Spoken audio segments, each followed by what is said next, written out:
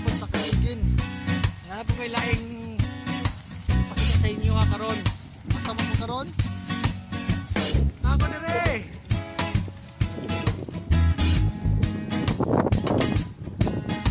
Ako sa pakasakan.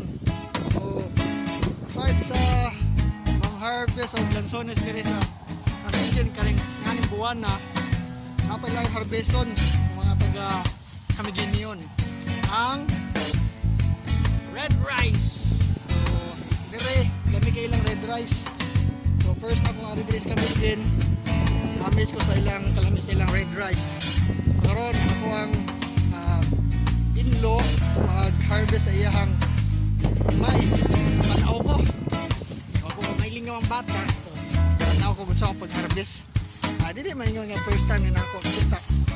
Nakamasad ni sa Mua, sa Negros, pero dugi-dugi naman ko kasuwag pang-harvest. So, sila ron, pang-harvest na sila. Manghami ron.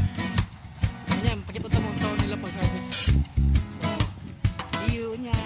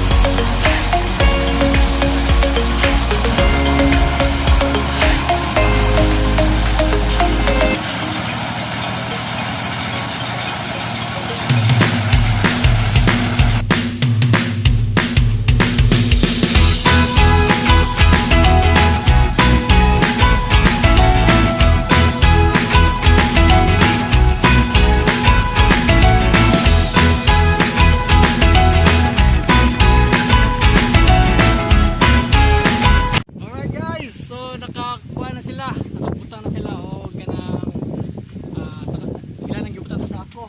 So karon ilan na po ning ikan dito ilang hakoton padong dire may gani dili kay siya lisod or patag ra ba di para dito sa una before sa Negros nga grabe jud ka layo tapos ang kasada lisod. So kani yung na kayo kung buton naon para nila ako para na ako lisod kaya boy bugat kayo ning sako ani. So karon, ikan dito daghan-daghan pa nanas mga katunga na sila na human. So ibutan nila dire. So ato ning puno ni multicab. Alright, the power 4x4. Kaso lang kay tambay man siya pila ka adlaw o semana wa ko kahangin. Medyo kuwang hangin na to ang ligid. So tingnan na to kung kaya pa ni. Kuwang gayo, perti kuwanga. Tingnan na to, tingnan.